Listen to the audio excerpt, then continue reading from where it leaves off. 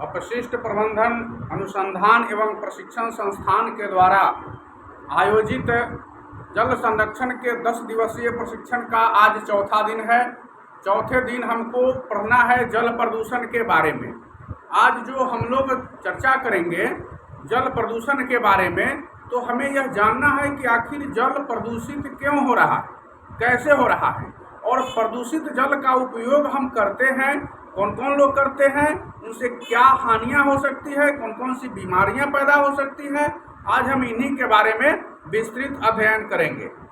इसमें आज जो हम लोगों को पढ़ना है जल प्रदूषण के बारे में, उसमें पढ़ना है जल स्रोतों के आसपास गंदगी फैलाना, इससे प्रदूषण फैलता है। इसमें हमको पढ़ना है चापाकल के निकट गंदगी फैलाना, तालाब के किनारे मूर्ति पूजन सामग्री विसर्जित करना, नदियों में भी लोग पूजा के पश्चात विसर्जित कर देते हैं, जलकुंभी के फैलाव के द्वारा जल का प्रदूषण होना, नदी और नहर के पानी को हम लोगों के द्वारा प्रदूषित किया जाना, भूमिगत जल का प्रदूषण और नदियों के किनारे बड़े बड़े मेला का आयोजन। दूसरा पॉइंट हम लोग पढ़ेंगे कृषि कार्य से जल प्रदूषण। खेती से भी जल में प्रदूषण फैलता है, कीटनाशकों के द्वारा फैलता है, उर्वरकों के प्रयोग से फैलता है और कृषि अपशिष्ट पदार्थों के सड़ने से फैलता है। हम इन तीनों के बारे में जानकारी लेंगे। फिर हम लोग पढ़ेंगे दूषित जल का उपयोग। दूषित जो जल हो जाता है, प्रदूषित हो जाता है, उसका प्रयोग कौन कौन लोग करते हैं, तो आदिम जनजाति जो जंगलों में रहते हैं उनके द्वारा किया जाता है। रेगिस्तानी इलाकों में पानी की जब कमी हो जाती है तो लोग मजबूरी में गंदे जल का उपयोग करते हैं, और गंदी बस्ती के लोगों के द्वारा हर शहर में एक स्लम एरिया होता है जहां निचले तबके के लोग बसते हैं और वह बड़ी गंदी बस्ती होती है, तो वहां भी पानी का उपयोग गंदी बस्ती के लोगों के द्वारा होता है, दूषित जल का उपयोग। जल प्रदूषण की रोकथाम के बारे में भी हम लोग पढ़ेंगे इस पाठ में।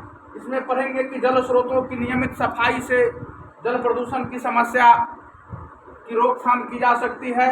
उपयोग में लाए जाने वाले जल को ढक कर रख सकते हैं और जन जागरण के द्वारा जनता को हम लोग जागरूक कर सकते हैं। फिर पढ़ेंगे सूचना शिक्षा एवं जन संचार गतिविधियां, इसके तहत भी हम लोगों को प्रदूषण से रोकथाम के लिए जागृत कर सकते हैं। पांचवा पॉइंट है दूषित जल दुनिया के लिए चुनौती। दूषित जो पानी है वह पूरी दुनिया के लिए एक चुनौती है, हम इसके बारे में जानकारी लेंगे। छठा पॉइंट है जल प्रदूषण के मानक स्तर, कितना कैसा पानी रहेगा तो उसको हम लोग प्रदूषित जल कहेंगे, और कौन चीज़ कितनी मात्रा में रहेगा तब प्रदूषित कहेंगे, तो इसके बारे में भी हम लोग जानकारी लेंगे। उसके बाद हम लोग एक केस स्टडी पढ़ेंगे कचहरियाडीह का स्टडी। कचहरियाडीह एक नवादा जिला में एक गांव है, हम लोग इसके बारे में जानकारी प्राप्त करेंगे। इस पाठ में हम लोग ये जानेंगे कि आखिर इस पाठ को पढ़ाने का क्या उद्देश्य है। इस पाठ को पढ़ाने का हमारा क्या उद्देश्य है, तो हमारा जो उद्देश्य है इसके बारे में जान ले। पहला है जल में विभिन्न पदार्थों के मिलावट के बारे में आप जान पाएंगे। जल में वांछित एवं अवांछित पदार्थों के मिलावट की जानकारी आपको हो पाएगी। विभिन्न सामाजिक स्तरों पर जल प्रदूषण के कारणों की पहचान भी आप कर पाएंगे। विभिन्न धार्मिक एवं सामाजिक कार्यों को करते समय जल प्रदूषण को रोकने का आप प्रयास करेंगे। प्रदूषित जल की पहचान भी आप कर पाएंगे। लोगों को प्रदूषित जल का उपयोग नहीं करने के लिए परामर्श भी देंगे। जल को प्रदूषित होने से बचाने का आप प्रयास करेंगे तथा इस कार्य हेतु जनता में जागरूकता फैलाएंगे। यही हमारा उद्देश्य है इस पाठ को आपको पढ़ाने का। इस पाठ के अध्ययन के पश्चात आप निम्नलिखित सीखने में सक्षम हो जाएंगे।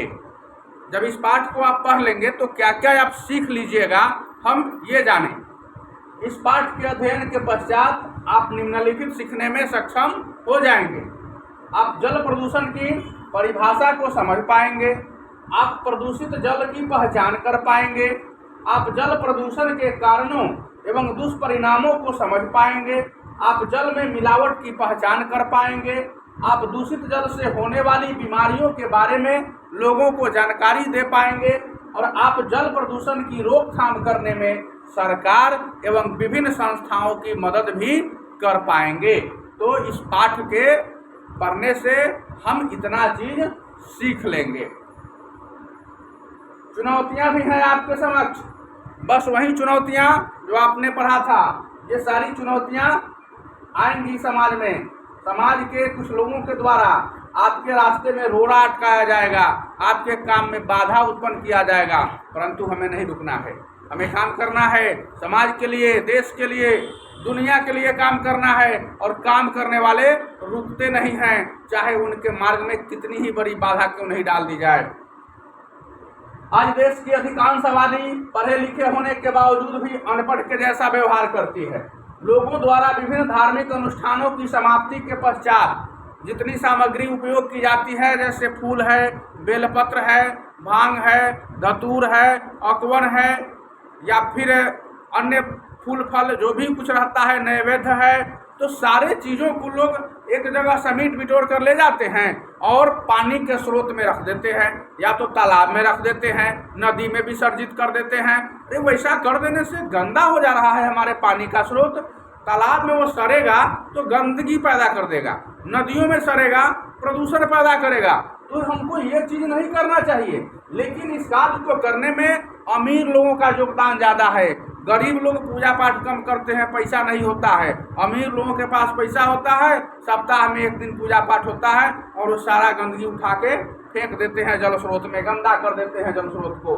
तो जब आप उनको मना करने जाइएगा तो तुरंत कहेंगे कि हमारी धार्मिक जो ये मान्यता है उस पर आप आघात कर रहे हैं, हमारा जो इच्छा है आप उस पर रोक रहे हैं, उसको रोक रहे हैं। तो धार्मिक मान्यताओं पर और धार्मिक आस्थाओं पर आघात पहुंचाने का, चोट पहुंचाने का आप पर आरोप लगा देंगे, तुरंत आपके मार्ग में बाधा पैदा हो जाएगी। आप करेंगे समाज के लिए, और वही व्यक्ति जो समाज में आगे चल रहा है आपके मार्ग में बाधा उत्पन्न करेगा। तो जान लीजिए ये बाधा आपके समक्ष आएगी। आप गतिविधि भी अपना सकते हैं। गतिविधि नंबर 1 है कि किसी धार्मिक अनुष्ठान की समाप्ति के पश्चात छात्रों को आप वहां ले जाइए और दिखाइए कि कैसे कैसे आयोजक गण और उनके समर्थक द्वारा मूर्तियां और उपयोग की गई सामग्रियों को निकटतम पारंपरिक जल स्रोतों में विसर्जित कर दिया जाता है। आप उन्हें समझाएं कि इससे किस प्रकार से जल का प्रदूषण हो रहा है, समझाने का प्रयास करें। लेकिन हम जानते हैं यह पत्थर पर सर पटकना है, किंतु रुकना नहीं है, समझाना। एक दूसरी गतिविधि देखिए, आप कभी पूर्वी चंपारण स्थित औरेराज मंदिर में जाइएगा, सोमेश्वर नाथ महादेव जी का मंदिर है। आप देखिएगा, समय मिले तो वहां जाइएगा और देखिएगा कि उसके प्रांगण में एक तालाब है, बड़ा सा तालाब है। आप गौर से 1-2 घंटा उसका अवलोकन कीजिए बैठकर, देखिए क्या क्या होता है। पूजा पाठ और धार्मिक आस्था के नाम पर लोग जाते हैं और तालाब में से पैर धोकर बाहर निकलते हैं।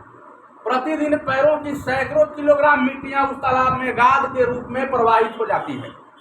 पैर में मिट्टी लगा कर जाएगा, लोग पैर धो लेगा। पैर धोने से क्या होगा, तो सारी मिट्टी उसमें चली जाएगी और वो गाद के रूप में जमा हो जाएगा।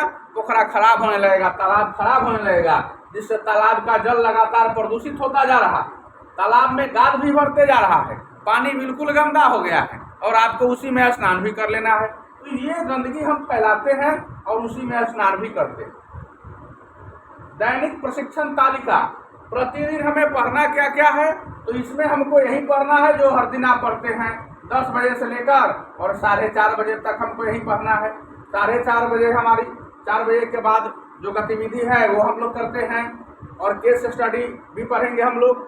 तो ये सारे चीज़ कितने बजे कौन कौन चीज़ पढ़ना है, सब चीज़ वही है। अब हमारा पहला दिन जो होता था वो रजिस्ट्रेशन का होता था, अब निबंधन काम नहीं करना है। अब तो प्रार्थना से शुरू होगा, राष्ट्रगान, अभियान गीत, संस्था का संकल्प, प्रेरक प्रसंग, चुटकुला, और इसके बाद हम लोग 10:30 बजे से विधिवत सत्र का शुभारंभ करेंगे। 11:30 बजे तक हमको ये सब पढ़ना है। फिर आगे उसी क्रम में पढ़ते जाना है और बीच में खाने के लिए भी समय मिलता है। ये ऑफलाइन ट्रेनिंग में होती है, ऑनलाइन में इस सब की जरूरत नहीं पड़ती। अब हम लोग पढ़ेंगे जल स्रोतों के निकट गंदगी को फैलाना। जल स्रोतों के निकट गंदगी फैलाना, हम प्रतिदिन अपने दैनिक जीवन में जल का उपयोग करते हैं, परंतु उन्हीं जल स्रोतों के आसपास गंदगी फैला देते हैं और उनसे प्राप्त जल को प्रदूषित भी करते रहते हैं। कहीं कहीं से मिट्टी लगाकर आ जाते हैं और चापाकल पर हाथ पैर धो लेते हैं। इससे वहाँ पर मिट्टी और वहाँ की गंदगी जमा हो जाती है, साफ नहीं करते हैं। मिट्टी के पानी में लगातार चलते रहता है और वहाँ पर काई बैठ जाता है, वहाँ गंदगी फैल जाती है। धीरे धीरे वह गंदगी पाइप के सहारे रिस कर पाइप के बगल से होते हुए भूमिगत जल में मिल जाता है। जमीन के अंदर का जल प्रदूषित हो जाता है, गंदा हो जाता है। तो गंदा जब हो जाएगा तब तो जल के अस्तित्व पर ही खतरा आ जाएगा। अब ऐसी परिस्थिति में क्या करते हैं हम लोग, तो साबुन भी लगाते हैं नदियों में। देखिए, तालाब और नदी में नहाने जाते हैं और साबुन लगा लेते हैं उसी में, तो साबुन का तो अंश तालाब में चला गया, नदी में चला गया। ये सब मानव जाति की गलत आदतें हैं जिनसे हम स्वयं और आने वाली पीढ़ी के लिए जल के अस्तित्व पर खतरा उत्पन्न कर रहे हैं। आइए अब हम इनका विस्तार से अध्ययन करते हैं। चापाकल के निकट हम लोग गंदगी फैलाते हैं। ये तो वही बात मैंने वही बताया कि मनुष्य तो साफ रहना चाहता है, लेकिन उसकी आदतें ही गंदगी फैलाना। खुद साफ रहेगा, आसपास में गंदगी फैला देगा। हम दैनिक जीवन में प्रतिदिन देखते हैं कि कुछ लोग हाथ पैर में मिट्टी लगा कर आते हैं, चापाकल पर धो लेते हैं। तो ये तो मैंने बता दिया कि वहाँ कीचड़ उत्पन्न हो जाता है, फिर वहाँ पर गाद इकट्ठा हो जाता है, वहाँ पर शैवाल उत्पन्न हो जाता है, काई उत्पन्न हो जाता है और वही पानी बहकर बगल में जमा हो जाता है। लोग गड्ढा खोद देते हैं बगल में, सारा पानी जाकर उस गड्ढा में जमा हो जाएगा, वहाँ पर कीचड़ उत्पन्न हो जाएगा। अब इतना कीचड़ हो जाएगा, दलदली क्षेत्र उत्पन्न हो जाएगा, वहाँ दलदल हो जाएगा। वो दलदल वहाँ आपका नाक नहीं दिया जाएगा, सरांध महकेगा। और क्या होता है, तो पानी के सर जाने से जो गंदगी फैल जाएगी, वह पानी भी पाइप के सहारे, पाइप के बगल से रिश्ता हुआ जमीन के अंदर चला जाएगा। तो वहाँ भी हम प्रदूषण फैला दिए। हम इस तरह से प्रदूषण लगातार फैलाते रहते हैं। हमारा काम है साफ सफाई रखना, हमको वहाँ साफ रखना चाहिए। साफ रखेंगे तब जाकर पानी हमारा प्रदूषित नहीं होगा। अगला है पूजन सामग्री विसर्जित करना। देखिए महोदय क्या कर रहे हैं, ये अनुष्ठान करने, धार्मिक अनुष्ठान के बाद गंगा में जाकर और फूल से लेकर और ये घैला माटी का जो है ये सारा चीज में प्लास्टिक का भी कुछ बना हुआ थैली सब रहता है, जिसको पॉलीथीन कहते हैं, सब ले जाकर इसी पानी में फेंक दिया। ये तो कहते हैं कि मैं बड़ा धर्म कर रहा हूँ, लेकिन आप जिन नदियों को गंदा कर रहे हैं, जरा सा देखिए। हम नदियों की पूजा करते थे, मानव जाति का धरोहर है नदी। प्रारंभ में सारी सभ्यताएं नदी घाटियों के किनारे ही विकसित हुई। मनुष्य नदियों की पूजा करता था, मनुष्य नदियों को माँ का दर्जा देता था। गंगा को, सरस्वती को, जमुना को लोग पूजा करता था। अब आप सोचिए कि पूजा करते हैं और उसमें गंदगी फैला रहे हैं, ये पूजा से क्या लाभ होता है। मूर्ति विसर्जित कर देते हैं नदी में, वहाँ मिट्टी जमा हो जाता है, नदियों का तल उथला हो जाता है। अब सरकार भी व्यवस्था कर रही है कि अगर आपको मूर्ति विसर्जित करना है या फिर धार्मिक अनुष्ठान के पश्चात जो उसमें बची हुई सामग्री है उसको विसर्जित करना है, तो नदी के किनारे कुछ दूर गड्ढा खोदकर उसमें पानी डालकर नदी का और उसमें विसर्जित कर दीजिए, नदी में विसर्जित नहीं कीजिए। जलकुंभी के फैलाव के द्वारा, देखिए ये तालाब है और इसमें जलकुंभी काफी मात्रा में फैली हुई है। जलकुंभी अस्थिर पानी में फैलता है, चलते हुए पानी में नहीं। जिस तालाब का, नदी का पानी रुक जाता है, वहाँ जलकुंभी धीरे धीरे फैलने लगता है और फैलते फैलते ये पूरे तालाब को भर देता है और पूरे वहाँ का जो पोषक तत्व होता है पानी का, सबको खत्म कर देता है। न तो पानी किसी उपयोग को लायक रह जाता है, न कोई वहाँ अन्य पेड़ पौधा उगता है और न वहाँ मछलियाँ और जलीय जीव पलते हैं, सब मर जाते हैं। चौथा पॉइंट है नदी एवं नहर के जल को प्रदूषित करना। अभी जो है कि सिर्फ भारत ही नहीं बल्कि दुनिया में जितने भी बड़े बड़े शहर बसे हुए हैं, सारे शहर नदियों के किनारे ही बसे हुए।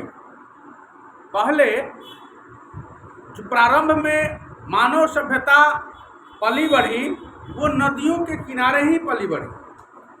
अब इसमें देखिए मेसोपोटामिया की सभ्यता जो दजला और फुरात नदी घाटियों में पली, वांगो नदी घाटी सभ्यता जो चीन में है, सिंधु नदी घाटी सभ्यता जो भारत और पाकिस्तान में फैला हुआ है, मिस्र की सभ्यता, जिसको हम लोग नील नदी घाटी सभ्यता कहते हैं, तो ये चारों सभ्यताएं बड़ी बड़ी सभ्यताएं थी और ये सभी नदी घाटियों में ही विकसित हुए। उस समय वहाँ का जो जल का आधार था जीने के लिए वो पानी ही था, नदी ही था। नदी के जल को लोग पीते थे, जानवरों को पिलाते थे, नहलाते थे, नदियों के किनारे खेती करते थे, नदियों के द्वारा परिवहन करते थे, एक जगह से दूसरी जगह तक आते जाते थे। तो नदियाँ ही जीवन का मूल आधार थी। उस समय लोग नदियों की पूजा करते थे, जीवनदायिनी कहते थे, माता की संज्ञा दी गई थी। और बाद में क्या हुआ, जैसे जैसे विज्ञान का विकास हुआ, पहले लोग जहाँ नदी को स्वच्छ रखते थे अब नदियों को गंदा करने लगे। विज्ञान के विकास के साथ साथ लोग नीचे से चापाकल और बोरिंग गाड़ कर पानी पीने लगे और पानी पीने लगे और उस पानी का जो गंदा नाला है नदियों में बहाने लगे। इस तरह से नदियाँ प्रदूषित होने लगी। जो नदियाँ मनुष्य की जीवनदायिनी थी, जीवनदायी नदी थी, जीवन का आधार थी, अब वो प्रदूषित होने लगी है और नदियाँ गंदगी से भर गई है। फिर भी हम आज उन्हीं का पानी पीने को मजबूर हैं, चाहे वो रिफाइन करके पिए, चाहे जैसे पिए। तो इस तरह से हम लोग अपने घरों का गंदा पानी फैला रहे हैं। जमुना नदी का हाल देखिए, दिल्ली के बगल में जमुना नदी, काला हो गया है पानी उसका, और उसी काले पानी को फिर दिल्ली वासी वहाँ पर बड़ा बड़ा ट्रीटमेंट प्लांट लगाकर पानी को खींचकर साफ करके और दिल्ली में सप्लाई का पानी मिलता है, वही पानी दिल्ली के निवासी पीते हैं। तो जिस पानी को आपने गंदा किया, घुमा फिरा कर प्रकृति ने आपको वही उपहार दे दिया कि मुझे गंदा कर रहे हो, इसी को पियो, पीना पड़ेगा तुम्ही को। जितना भी मौल मूत्र सब हमारे नदियों में बहा रहे हो, सब तुम्ही को रिफाइन करके पीना पड़ेगा। तो ऐसी है नदियाँ और ऐसी प्रकृति जिसने हमको वही चीज़ को रिपीट करके दोहरा कर मेरे पास भेज दिया कि आपने जो किया आप ही भुगतो। मनुष्यमारा नदी है, एक मनुष्यमारा नदी है सीतामढ़ी का, सीतामढ़ी में है मनुष्यमारा नदी। मनुष्यमारा नदी भी रीगा के आसपास से बहती है और चीनी मिल का गंदा पानी उसी में जाता है। नदी इतनी प्रदूषित हो गई है, उसका पानी काला हो गया है, पानी महकता है, दुर्गंध आता है और आसपास में बीमारियां फैल जाती हैं। तो इस तरह से नदियों के पानी को हमको साफ रखना चाहिए। भूमिगत जल का प्रदूषण, हम लोग जमीन के जल को भी प्रदूषित करते जा रहे हैं। चापाकल के निकल जो जल जमाव होता है, बजबजाती हुई नालियां मिल जाती हैं, दलदली क्षेत्र उत्पन्न हो जाते हैं और गंदा पानी फैल जाता है उसके आसपास। तो वो धीरे धीरे चापाकल के पाइप के बगल से होता हुआ और नीचे चला जाता है, भूमिगत जल में मिल जाता है और वही पानी फिर आप पाइप से खींच कर पी लेते हैं। तो सारा पानी को नीचे गंदा कर दिया, प्रदूषित कर दिया और उस पानी को आपने पी लिया तो आप निश्चित रूप से बीमार हो जाएंगे और कई प्रकार की बीमारियां आपको इससे उत्पन्न हो जाएंगी। तो हमको इसको बचाना चाहिए, बचाने का प्रयास करना चाहिए। नदियों के किनारे मेला का आयोजन, अब आप गंगा स्नान तो समझते हैं, लोग जाते हैं गंगा में स्नान करने और रात में पहुंच जाते हैं, गंगा के किनारे डेरा डाल देते हैं और पूरे गंगा के किनारे शौच करके उसको गंदा बना देते हैं। जो बरसात के समय में वह सारा गंदगी धुलकर फिर उसी नदी में प्रवाहित हो जाता है। तो हम गंगा स्नान करने गए, खुद को पवित्र करने गए और नदी को अपवित्र करने गए, ये सब बातें नहीं होनी चाहिए। ऐसा करने से वो गंगा बर्बाद हो जाएगी। गंगा आज सूखने के कगार पर पहुंच गई है। 12 वर्षों पर कुंभ मेला लगता है इलाहाबाद में, जहाँ प्रयागराज कहते हैं आज। तो प्रयागराज में 12 वर्षों पर कुंभ मेला लगता है। कुंभ मेला के आयोजन के पहले गंगा में कॉलीफॉर्म जीवाणुओं की संख्या मापी गई तो वह लगभग 35 जीवाणु जो मिले वह 1000 ml पानी में मिले, 1 लीटर पानी में। और जब गंगा ये कुंभ मेला खत्म हो गया उसके बाद जब उसमें मापा गया तो 1 लीटर पानी में 250 कॉलीफॉर्म जीवाणु पाए गए। अब आप बता सकते हैं कि लगभग ये 8 गुना 7 गुना जो जीवाणु बढ़ गया, तो इतना गंदगी फैला दिया गया। अब ऐसे कहिए कि गंगा नदी में इतनी शक्ति है कि कुछ ही किलोमीटर में वो अपना पानी को खुद साफ कर लेती है, और नहीं तो क्या होता, उसी तरह सीतामढ़ी का मनुष्यमारा और जमुना जैसा ये गंगा नदी भी बर्बाद हो जाती।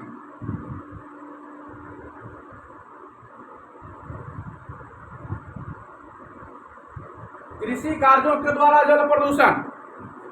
हमारा देश भारत कृषि प्रधान देश है। यहाँ की 70% जनसंख्या गांवों में निवास करती है और खेती पर ही निर्भर है। सारे किसान खेती करते हैं, खेती से ही अपना पेट पालते हैं। खेती से भी जल प्रदूषण फैल रहा है, बढ़ रहा है। पहले नहीं होता था, अब हो रहा है। तो आइए इसके बारे में भी हम लोग थोड़ा विस्तार से जानेंगे, कैसे कैसे फैलता है, कृषि के द्वारा किस तरह से जल प्रदूषण हम लोग फैलाते हैं। पहला है कीटनाशकों के द्वारा। हम लोग जो खेत में छिड़काव करते हैं, देखिए गेहूं में, धान में, गन्ना पर, सब्जी पर छिड़काव करते हैं जहर का। ये जहर हम कीट पतंगों को मारने के लिए, कीड़े मकोड़ों को खत्म करने के लिए छिड़कते हैं। लेकिन इससे एक बड़ा हानि क्या हो जाता है कि हम लोग भी इसका शिकार हो जाते हैं। तो जब दवा छिड़कते हैं, जहर छिड़कते हैं और पानी कहीं बरस जाता है तो उसी पानी में वो जहर घुलकर और फिर वो जमीन के भीतर रिसकर चला जाता है, या फिर नदियों में, आसपास की नदियों में प्रवाहित हो जाता है, आसपास के तालाबों में प्रवाहित हो जाता है। और यही कीटनाशक हमारे शरीर में जब प्रवेश करते हैं अन्न के सहारे, भोजन के सहारे, तो कैंसर का कारक बनते हैं। आज जो इतना अधिक मात्रा में लोगों को कैंसर हो रहा है, कैंसर फैल रहा है, इसके पीछे सबसे बड़ी वजह है कीटनाशक। कीटनाशकों का प्रयोग पहले नहीं होता था।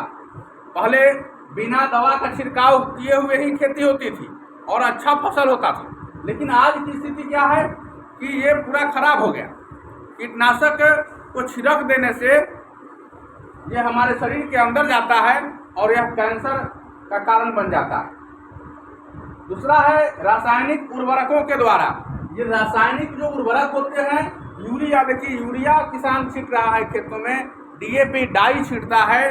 उसके अलावा भी बहुत सारे जो रासायनिक उर्वरक हैं उनको खेतों में बुआई के पहले और फिर फसल के तैयारी के बीच में, फसल जब हम लोग तैयार करते हैं तो उसमें थोड़ा बड़ा हो जाता है तब सिंचाई करते हैं, खाद देते हैं, फिर थोड़ा बड़ा हो जाता है, सिंचाई करते हैं, खाद देते हैं, फूल आता है उसमें तो सिंचाई करते हैं, खाद देते हैं, फल लग जाता है तो भी खाद देते हैं। तो ये सब खाद जो है मिट्टी में मिलकर मिट्टी को खराब कर रहा है और ये मिट्टी फिर बरसात के पानी में बहकर जब नदियों में जाती है फिर वहाँ प्रदूषण फैलता है। इस तरह से हम जल को गंदा करते जा रहे हैं। कृषि अपशिष्टों के द्वारा, देखिए खेत में धान काट लेते हैं और बड़ा बड़ा खूंटी छोड़ देते हैं जड़। अगर मान लीजिए पानी तेज हो गया और धान के खेत में उस समय पानी लग गया तो वो सब सड़ कर और फिर प्रदूषण पैदा करेंगे, जो धीरे धीरे जमीन के नीचे भी चले जाएंगे और इससे भी जल प्रदूषित हो जाता है। अगला है दूषित जल का उपयोग। देखिए आज जितनी मात्रा में हम पानी को प्रदूषित कर रहे हैं उसका उपयोग भी हम ही को करना पड़ रहा है। भले मानव का ही एक भाग, एक सभ्य मानव जिसको कहते हैं, वो आज दूषित जल का उपयोग नहीं कर रहा है, लेकिन हमारा ही कोई अंग जो दलित है, पिछड़ा है, गरीब है, वो लोग आदिवासी हैं, वो लोग इस पानी को पी रहे हैं, उपयोग कर रहे हैं। प्रदूषण जो है वह दुनिया के लिए बड़ी समस्या बन गई है। लगभग 2 करोड़ ऐसे लोग हैं पूरे दुनिया में, 1/3 दुनिया का लोग जो आज भी गंदा पानी पीने को मजबूर है और इसके बहुत सारे कारण हो सकते हैं। तो हम इस शीर्षक में इसी को जानेंगे। आदिवासी लोग जो है वो जंगल में पानी नहीं मिलता है, पानी नहीं मिलता है जंगल में, पठार है, पहाड़ है, जंगल है और इसमें रास्ता दुर्गम है। कहाँ से उसमें बोरिंग हलाने के लिए मशीन कैसे जाएगा दुर्गम रास्तों से होकर, वो फंस जाएगा उसी दलदल में, कीचड़ में। वहाँ पर जो आदिवासी लोग होते हैं छत्तीसगढ़, मध्य प्रदेश, आंध्र प्रदेश और तेलंगाना के सुदूरवर्ती पहाड़ी और जंगली क्षेत्रों में, तो ये जो होते हैं इनको शुद्ध जल नहीं मिल पाता है और ऐसी स्थिति में वो जंगली नदियों, झरनों इत्यादि का गंदा जल पीने को मजबूर हो जाते हैं। उसी जल को जानवर भी पीता है, जानवर भी स्नान करता है और उसी को आगे बढ़कर जब जल बहकर आगे बढ़ता है तो वहाँ आदिवासी लोग भी पीते हैं। जानवरों के शरीर पर का कीड़ा मकोड़ा सब उससे बहते हुए पहुँच जाता है। ये जल प्रदूषित हो जाता है, गंदा हो जाता है। गर्मी के महीनों में भी जब मई और जून का महीना होता है और नदियों का पानी सूखने लगता है, तब जंगलों में बसने वाले लोग अगर कहीं गड्ढा में पानी है तो उसी पानी को पीकर काम चलाते हैं, उसी से खाना बनाते हैं। तो ये लोग जो है गंदा पानी पीने को मजबूर है राज्य सरकार, केंद्र सरकार स्वच्छ जल उपलब्ध कराने का प्रयास कर रही है, लेकिन कैसे? जंगलों में रास्ता नहीं है और वहाँ पर सरकार बड़ी बड़ी गाड़ियों को लेकर बोरिंग गाड़ने के लिए ट्रैक्टर नहीं जा पाएगा, वहाँ पर बड़े बड़े ट्रक नहीं जा पाएंगे, मशीनें नहीं जा पाएंगी, क्योंकि पहाड़ी क्षेत्र होता है तो वहाँ पर हेवी मशीन चाहिए, भारी मशीन, और वो जाएगा तो दलदल में फंस जाएगा, इसलिए यहाँ पर संभव हो नहीं पाता है और खर्चा भी बहुत आता है। इसके बाद रेगिस्तानी इलाका, देखिए रेगिस्तान तो बड़ा मुश्किल है। ये देखिए रेगिस्तान का चित्र देखिए, किस तरह से गड्ढा में पानी है और पानी इनको नहीं मिला तो इस गड्ढा से पानी उठाकर और ये घर ले जाएगा व्यक्ति, यहाँ पर इस पानी का उपयोग खाने में, पीने में ये लोग करेंगे। ये जो महिला है देखिए, ये जो नदी टाइप में बह रही है, ये नदी नहीं है बल्कि थोड़ा सा पानी यहाँ जमा है, ये पानी उठा कर ले जा रही है। और इसी पानी में रेगिस्तान के जितने भी जीव प्राणी होते हैं वो गर्मी के दिनों में जब व्याकुल हो जाते हैं प्यास से, तो यहीं पर आकर पानी पीते हैं और इसी जूठे पानी को आदमी भी पीता है। तो आज हमारी तुलना जानवरों के साथ हो रही है कि जिस पानी में जानवर पी रहा है, स्नान कर रहा है, और उसी पानी को हम भी पीने को मजबूर हैं। तो यही है राजस्थान का थार मरुस्थल, उड़ीसा का कालाहारी मरुस्थल। हम अपने देश की बात कर रहे हैं, नहीं तो पूरी दुनिया में तो बड़े बड़े मरुस्थल हैं, गोबी है, सहारा है, बड़े बड़े मरुस्थल हैं। हम अपनी बात कर रहे हैं। मरुस्थलों में लोग 14-14 किलोमीटर दूर जाते हैं पानी के तलाश में, और इतनी दूर से पानी लाते हैं, तब उनका पूरा परिवार का प्यास बुझता है। इसी को रोकने के उद्देश्य से, पानी उपलब्ध कराने के उद्देश्य से वहाँ रेगिस्तान से होकर इंदिरा गांधी नहर का निर्माण किया गया, जिससे आज भी वहाँ के लोगों, वह जीवन रेखा है लोगों की, इंदिरा गांधी नहर, उससे लोग पानी पीते भी हैं और सिंचाई के काम में भी उसको लाते हैं। अब पानी कौन पीता है? देखिए गंदी बस्ती के लोगों के द्वारा। हर शहर में, शहर का एक भाग होता है जहाँ गरीब लोग बसते हैं और वहाँ कचरा ज़्यादा रहता है, क्योंकि उनके पास अपना घर नहीं है और ज़मीन भी नहीं है घर बनाने के लिए। तो जब ज़मीन नहीं है तो रहेगा कहाँ? तो वहाँ रहेगा जहाँ सरकार की कुछ ज़मीनें हैं, और जहाँ सरकार की कुछ ज़मीन है वहाँ नगर निगम वाले कचरा गिरा देते हैं। कचरा फेंकने से वो प्रदूषित हो जाता है, गंदा जगह हो जाता है, और मजबूरी में वैसे गरीब लोग वहाँ जाकर उसी कचरा पर घर बना लेते हैं, वहीं पर खाते पीते हैं, और पानी वहीं का, जो ये गड्ढा है, गड्ढा में पानी है, और इसी पानी का ये लोग उपयोग कर रहे हैं बर्तन धोने के लिए, नहा भी लेते हैं इसी में से। देखिए ये बाल धो रही है सरकार, तो इस तरह से गंदा पानी पीने के लिए मजबूर है यहाँ के लोग। गंदा पानी पीने से बीमारियाँ फैल जाती है और असमय में ही लोग बीमारियों से ग्रसित होकर मर जाते हैं। तो संक्रमण, लेकिन एक की बड़ी बात क्या है कि ये लोग गरीब हैं। आप भी सुने होंगे कि जब वैक्सीन दिया जाता है, टीका, तो जिस चीज़ का टीका देते हैं उस चीज़ के जीवाणु को पहले से ही शरीर में छोड़ दिया जाता है और वो अपने आप को संक्रमण से लड़ने के लायक बना लेता है। तो यहाँ भी वही हो जाता है, ये लोग खुद वैक्सीनाइड हो जाते हैं। ये लोग क्या करते हैं कि गंदी बस्ती में रह रहे हैं, वहाँ पर पहले से ही बीमारी के जीवाणु फैले हुए हैं, और ये लोग थोड़ा थोड़ा पानी पीकर अंदर में जीवाणु डाल लेते हैं, जिससे वो जीवाणु धीरे धीरे शरीर में फैलकर और नए जीवाणु से लड़ने की क्षमता विकसित कर लेता है। तो एक तरह का वैक्सीन हो जाता है। अब कितना भी बीमारी आएगा तो ये लोग तो लड़ लेंगे उस बीमारी से, लेकिन ज़्यादा आ जाएगा तब तो फिर लड़ेंगे नहीं, मरेंगे। अब देखिए कोरोना में गरीब देशों के लोग नहीं मरे क्योंकि उनको बीमारी से लड़ने की क्षमता विकसित हो गई थी। अमीर देशों के लोग मर गए, अमीर लोग मर गए, जो एसी में रहते थे वो लोग मरे, और जो लोग दिन भर धूप में काम करते थे उनको तो कुछ नहीं हुआ। जल प्रदूषण की रोकथाम हम लोग कैसे करेंगे? पानी तो प्रदूषित हो रहा है और होता रहेगा, हमेशा होगा, लेकिन हमारा काम है प्रदूषण कम फैलाना। अगर फैल गया तो उसको रोकना, और अगर नहीं रुका तो फिर उसको रिसाइकलिंग करना, फिर से उसको उपयोग के लायक बना लेना। तो ये जो हम पानी पीते हैं, करोड़ों लोगों के पास स्वच्छ जल पीने के लिए उपलब्ध नहीं है, वो प्रदूषित और अशुद्ध जल पीने को मजबूर हैं, जिससे हैजा, पेचिश, अतिसार, दाद, खाज, खुजली ये सबसे ग्रस्त हो जाते हैं।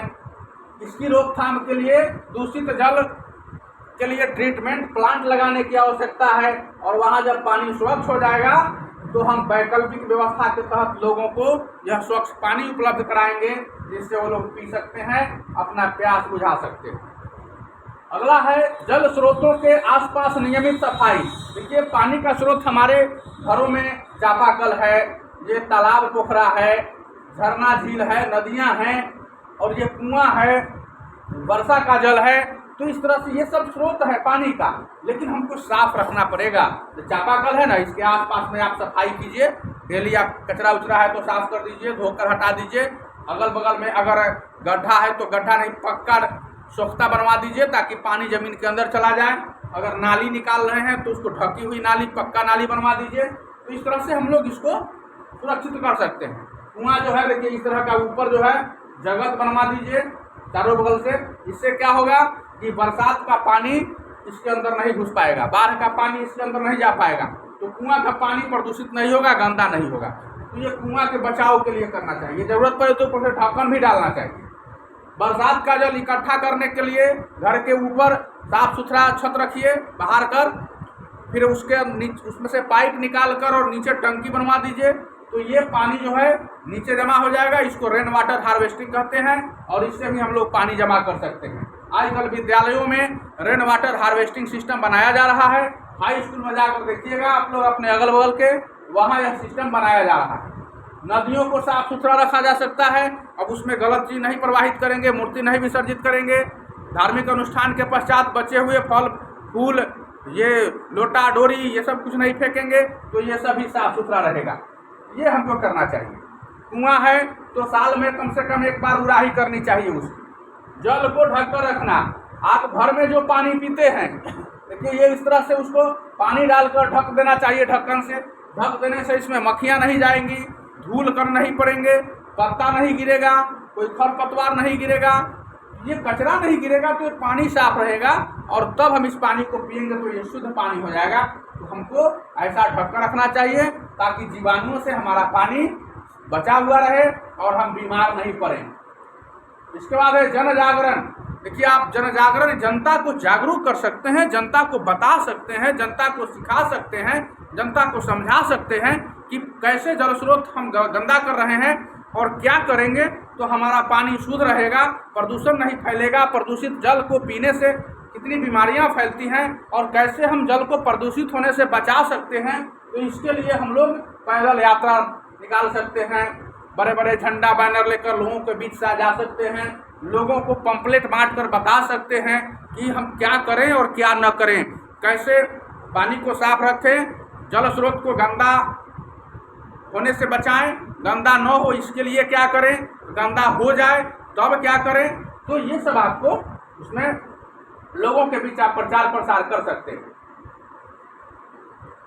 लेकिन यह अभियान तभी सफल होगा जब जनता शिक्षित होगी, और शिक्षित जनता के बीच जाकर हम इन अभियानों को सफल होने के लिए सोच तो सकते हैं, लेकिन सफल होंगे इसकी कल्पना नहीं कर सकते।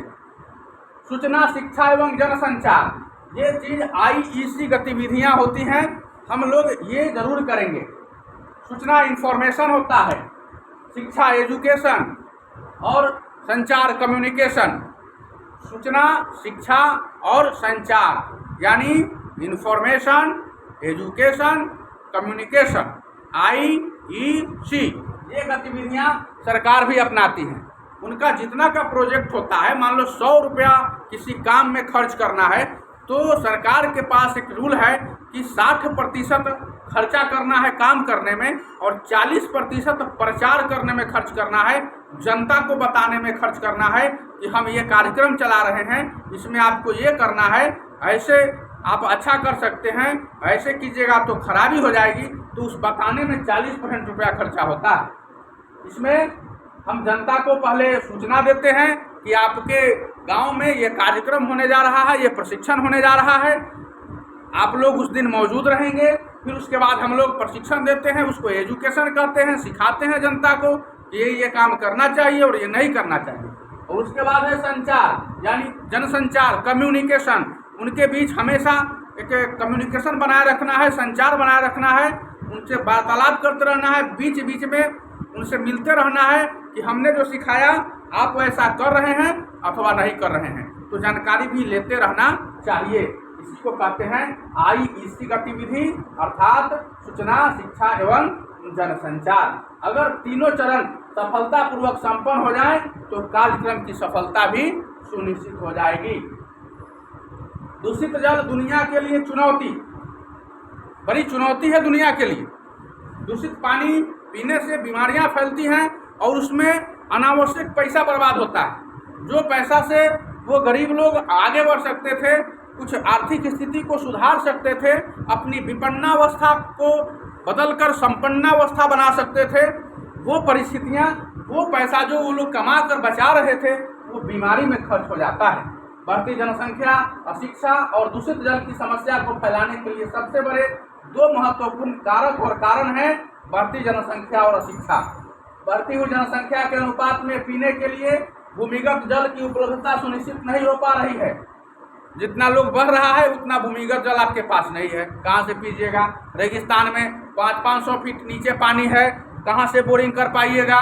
पहाड़ी इलाकों में 500-500 फीट नीचे पानी है, कहाँ से बोरिंग कर पाइएगा? चट्टान है, कठोर चट्टान है, कैसे उसमें छेद किया जाएगा? खर्चा अधिक आएगा। इस तरह से उसको हम पानी उपलब्ध नहीं करा पा रहे हैं, जिसके चलते दुनिया का 1/3 लोग दूषित पानी पीने को मजबूर है। एक तरफ लोग जल स्रोतों के आसपास जल जमाव, दलदली क्षेत्र, बजबजाती हुई नालियां और कीचड़ उत्पन्न करके प्राकृतिक एवं कृत्रिम जल स्रोतों को दूषित करते जा रहे हैं, तो दूसरी तरफ ये गंदे पानी बाढ़ तथा बरसात के कारण किसी साफ जल स्रोत में मिलकर उसको भी प्रदूषित कर देते हैं। इससे समस्या और बढ़ जाती है। आज की दुनिया में दूषित जल से होने वाले अनेक प्रकार के रोग जैसे टाइफाइड, पेचिस, अतिसार, जॉन्डिस, दाग, खाज, खुजली और अन्य प्रकार के त्वचा रोग फैलते जा रहे हैं। कभी कभी यह इतने संक्रामक बन जाते हैं कि आसपास में रहने वाले लोगों को भी इन परेशानियों से जूझना पड़ता है। अतः दूषित जल की समस्या दुनिया के लिए बड़ी चुनौती है, जिसे जनसंख्या नियंत्रण और शिक्षा के सहारे ही रोका जा सकता है और इसके समाधान के लिए एक बड़ी राशि की आवश्यकता पड़ेगी। जल प्रदूषण के मानक स्तर।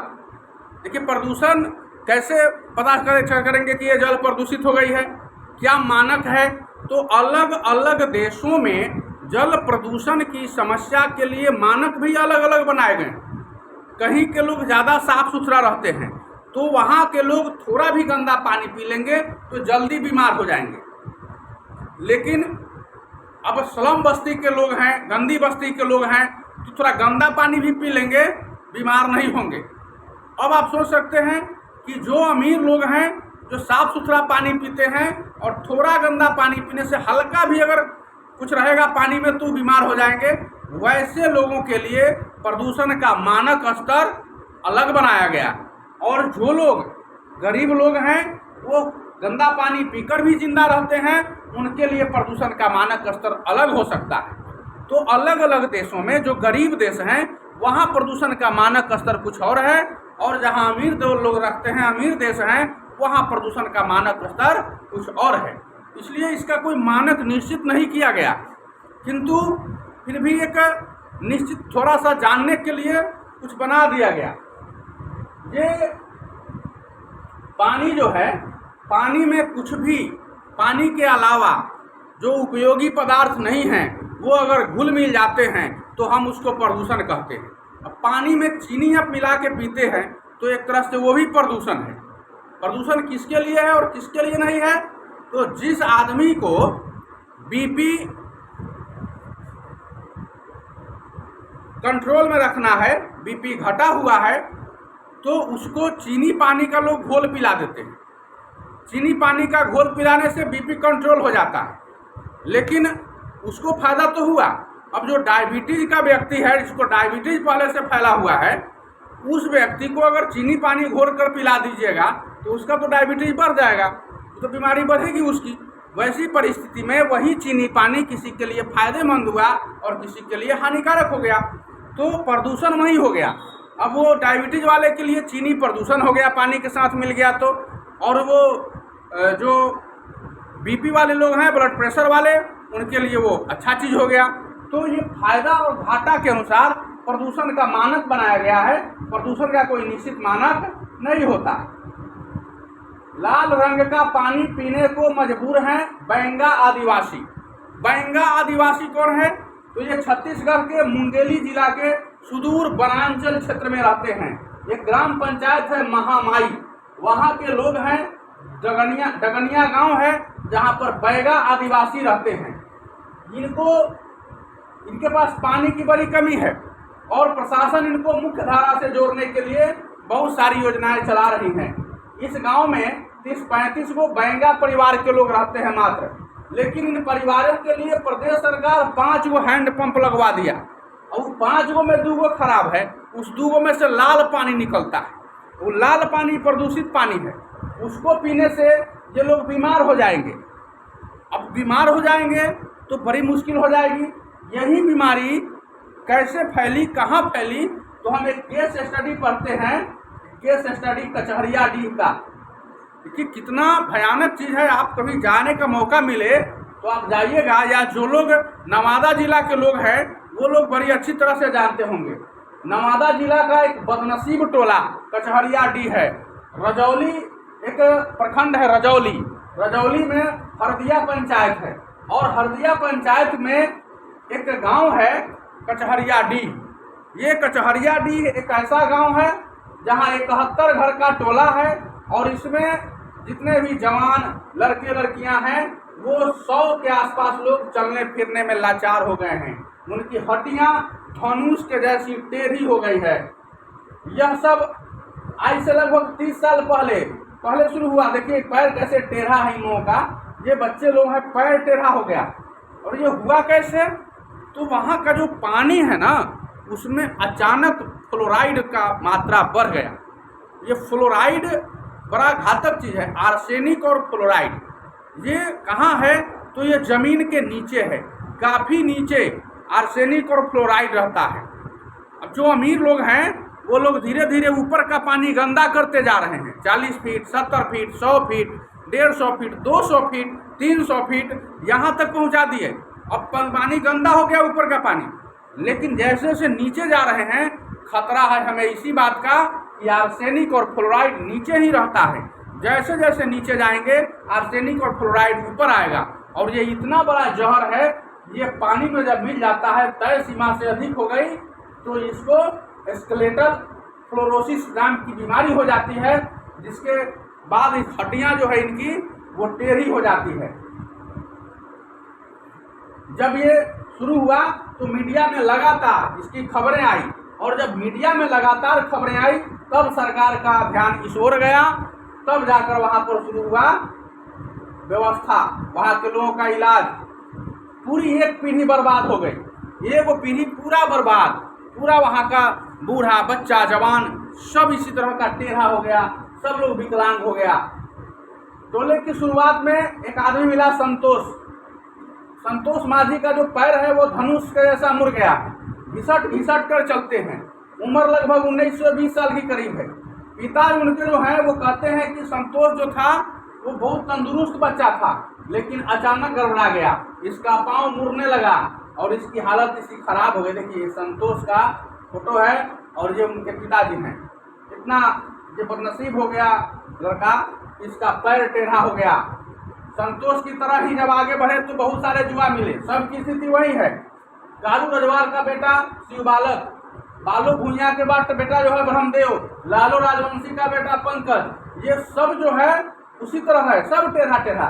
16 से 24 साल का कोई नौजवान ऐसा नहीं है जिसकी हड्डी सही और सीधा हो। फ्लोराइड के कारण पूरी एक पीढ़ी बर्बाद हो गई। लेकिन ये देखिए, ये फ्लोराइड बूढ़े लोगों को भी परेशान कर दिया, लेकिन उनकी हड्डियां थोड़ी मजबूत हो गई थी क्योंकि पहले से वो लोग सियाने हो गए थे। कुछ तो बर्दाश्त कर पाए, बच्चा बर्दाश्त नहीं कर पाया, बच्चे लोगों का हड्डी टेढ़ा हो गया, बूढ़ा थोड़ा सा बचा हुआ, लेकिन उनका भी हाथ पैर बड़ा जोर से दर्द करता है क्योंकि सब टेढ़ा हो गया है। आर्थराइटिस नाम की बीमारी इन सब लोगों को हो गया, सारा लोग खटिया पर पड़ गया। पानी में अचानक फ्लोराइड कैसे बढ़ गया? लोग तो पढ़े लिखे नहीं है इस टोला का, लेकिन कुछ तारीख और साल तो याद नहीं है, लेकिन बताते हैं कि पहले ऐसा गांव में नहीं होता था। हरदिया में फुलवरिया डैम बना है, एक फुलवरिया डैम बना है हरदिया गांव में। तो जब से वो डैम बना है उसके कुछ दिन बाद से ही यहाँ के कुआं का पानी तीता लगने लगा। डैम में आर्सेनिक और फ्लोराइड इकट्ठा हो गया और धीरे धीरे भूजल में समा गया, नीचे से कुआं में घुस गया और कुआं के सहारे लोगों के पेट में चला गया। कुछ साल बाद से ही बच्चे विकलांग होते चले गए। जब तक लोग समझ पाते कि आखिर परेशानी क्या है, तब तक 100 से ज़्यादा बच्चे विकलांग हो चुके थे। बिहार सरकार के रिकॉर्ड में बताया गया कि फ्लोरिया डैम का निर्माण 1988 में पूरा हुआ था। स्थानीय विशेषज्ञ मानते हैं कि डैम के पानी के सीवेज से ही स्टोले के भूजल में फ्लोराइड की मात्रा अचानक बढ़ गई और इसका नतीजा इस रूप में सामने आया कि कचहरिया डी के पेयजल में फ्लोराइड की मात्रा 8 मिलीग्राम प्रति लीटर पाई गई है, जबकि उन्हीं से बताता है कि 1 लीटर पानी में 1.5 मिलीग्राम ही फ्लोराइड की मात्रा होनी चाहिए। अब इससे ज़्यादा 8 मिलीग्राम पहुंच गया। निश्चित रूप से कचहरिया डी के लोग को बीमार होना तय था। मीडिया में छा गया कचहरिया डी। जैसे ही लोग बीमार हुए, एक आदमी गया मीडिया का 2002 के बाद, तो सालों भर कचहरिया डी की खबरें मीडिया में लगातार आने लगी। सरकार पर दबाव बढ़ गया। लोक स्वास्थ्य अभियंत्रण विभाग के अधिकारी बार बार गांव में जाने लगे। स्थानीय अधिकारियों ने भी कचहरिया डी पर विशेष ध्यान देना शुरू किया। तो इसके 2 फायदा हुआ। पहला, यहाँ एक वाटर ट्रीटमेंट प्लांट स्थापित हो गया और टोले में सार्वजनिक पेयजल आपूर्ति के लिए नल लग गए। सरकार द्वारा किए गए इन प्रयासों की वजह से एक बार ऐसा लगने लगा कि अब इस गांव की सारी समस्याएं सुलझ जाएंगी। सारी समस्याएं तो नहीं सुलझी, लेकिन बदलाव आया जीवन में।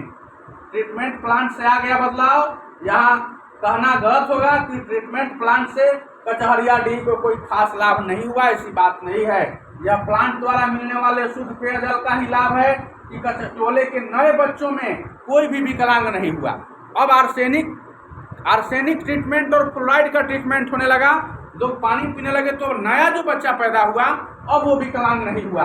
किसी को भी फ्लोरोसिस की परेशानी नहीं हुई, मगर जो लोग एक बार इस प्रभावित हो चुके थे, वो टेढ़ा हो गया था, वो तो सीधा नहीं न होने वाला था, तो ये वो पीढ़ी तो पूरा बर्बाद हो गया।